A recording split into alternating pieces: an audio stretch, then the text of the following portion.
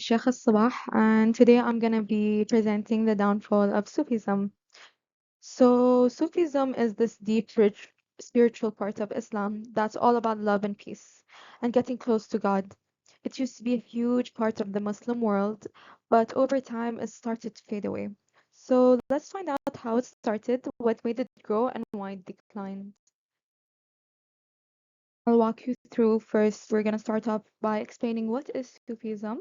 Then we're going to go through the early beginnings, when it reached its peak, what caused the downfall, including criticism from other Muslims, colonization and reform movements, and modern struggles. So let's get into it. Sufism. So the word Sufi comes from the word suf, which means wool in Arabic. So Sufis mostly focus on the heart and the spiritual connection to God in a very, very deep way.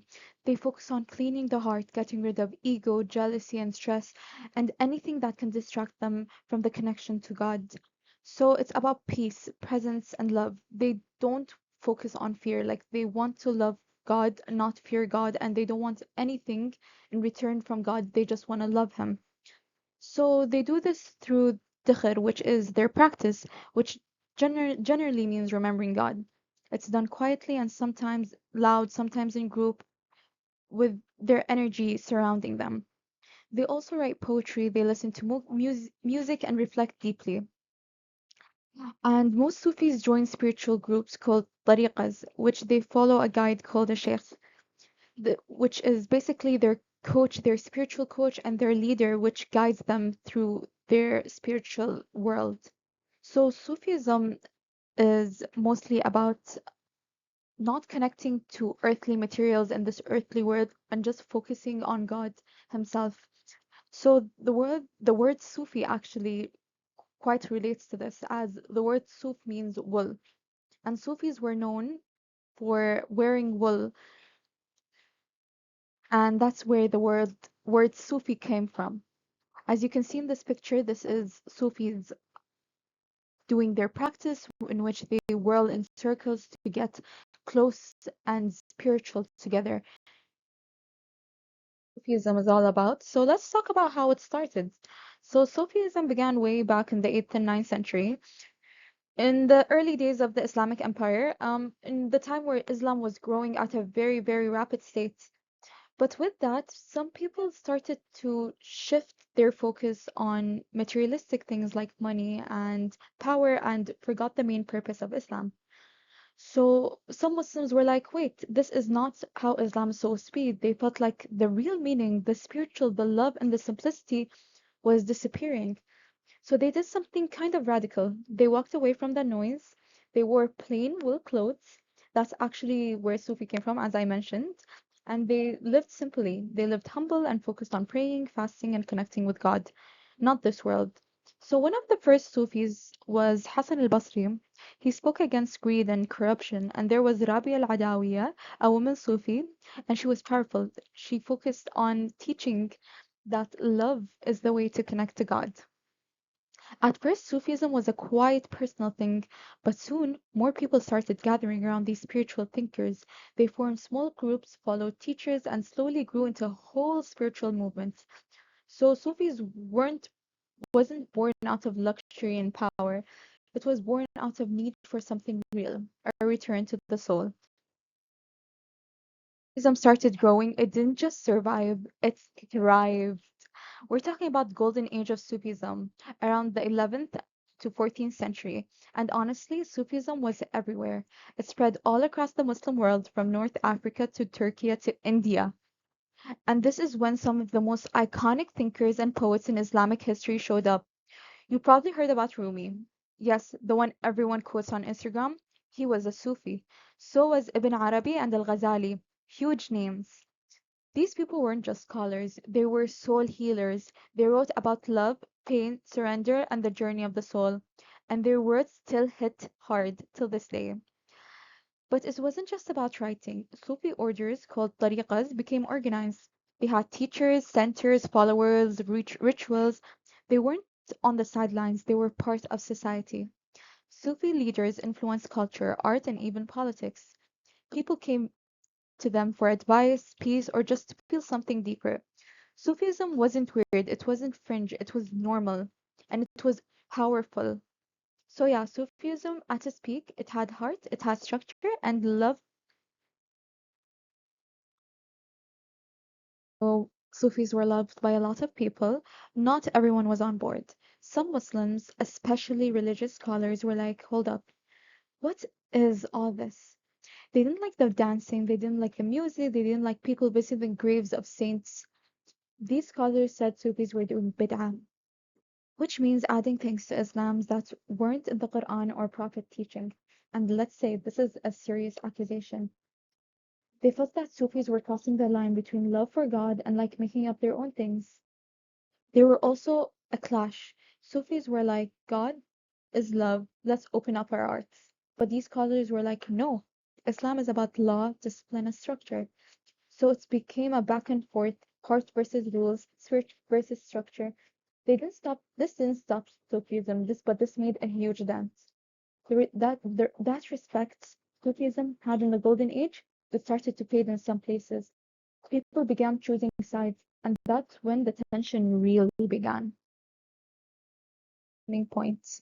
Colonialism. European powers like Britain, France, and others started taking over large parts of the Muslim world. And guess what they saw as a threat? Sufi leaders. Why? Because Sufi had followers, they had influence. They weren't political, but they had power, specifically spiritual power. And the colonizers, they didn't want anyone inspiring people to rise up or think deeply. So what did they do? They shut down Sufi shrines, they banned Sufi gatherings, and they watched Sufi teachers closely or kicked them out completely. At the same time, Western schools were opening, teaching science, logic, and modernity. Spiritual paths like Sufisms, they were seen as old, unscientific, and even silly. So people slowly started to grow out of Sufis and stopped going to gatherings. The connection, the vibe, the influence, it started fading. Not because Sufism failed, but it was pushed out of the public eye. So yes, colonialism didn't take the land, but it took the souls of the Muslim world, and Sufism paid the price. Colonialism, a lot of Muslims were like, something went wrong. We lost power, we lost unity, and we need to fix this. And that's when the reformist movement started rising. Movements like Wahhabism and Salavism came in strong, saying, let's go back to the basics. Quran and Sunnah only. No poetry, no saints, no shrines, no music, none of that Sufi stuff. They weren't just against the vibe of Sufism, they were against the whole thing. They said visiting graves were wrong. They said Sufi rituals were innovations, bid'ah, and not real Islam, and some even say shirk, which means associating with another god. And there's the thing, the reformist group didn't stay underground. In places like Saudi Arabia, the government supported them. They gave them power, money, mosques, schools, and control. So guess what happened? Sufism got pushed out of the picture. In some places, it even got banned from the public life. The soft spiritual path, now seen as wrong and too emotional. This changed the whole game. Sufi's orders lost a lot of their space, respect, and visibility, not because they stopped believing, because they were just not allowed to lead. Movement, governments started stepping in too. In countries like Turkey, Egypt, and Iran, leaders got nervous. Sufi orders had followers, influence, and that made them feel really threatened. So, what did they do? They banned Sufi gatherings, they shut down Sufi lodges, and they told spiritual leaders to stop teaching or work under government control. In Turkey, they literally closed all Sufi spaces in the 1920s. It didn't matter if Sufis were peaceful. The government didn't want anyone on their own having influence. So little by little, Sufis got pushed out of the public space. Again, not because of their beliefs, but because of politics. Where are Sufis now? They're still here, but very quiet. A lot of young Muslims today don't connect with it. They think it's slow, soft, or just not relevant. And the extremist group? They've literally attacked Sufi shrines. Some leaders were even killed for their belief. But not everything is dark. Some governments are now bringing Sufism back. Places like Morocco, Senegal, and even UAE are supporting Sufi festivals, music, and teaching. They see it as peaceful, loving, and nonviolent way to fight against hate and extremists. So yes, Sufis isn't a public or powerful as it used to be, but it's not dead. It's surviving in small circles, in poetry, in people's heart, quiet but still glowing. Growing up, Sufism started as a peaceful spiritual path focused on love and the heart. It grew big, inspired millions, and gave us beautiful teachings. But over time, it faced criticism, colonialism, reformers, and political bans. It got pushed out, but it never disappeared. Today, Sufism is quieter, but it's still here, in poetry, in prayers, in people's heart. Not loud, but still alive. Thank you, everyone, for listening to my presentation, and I hope you enjoyed it.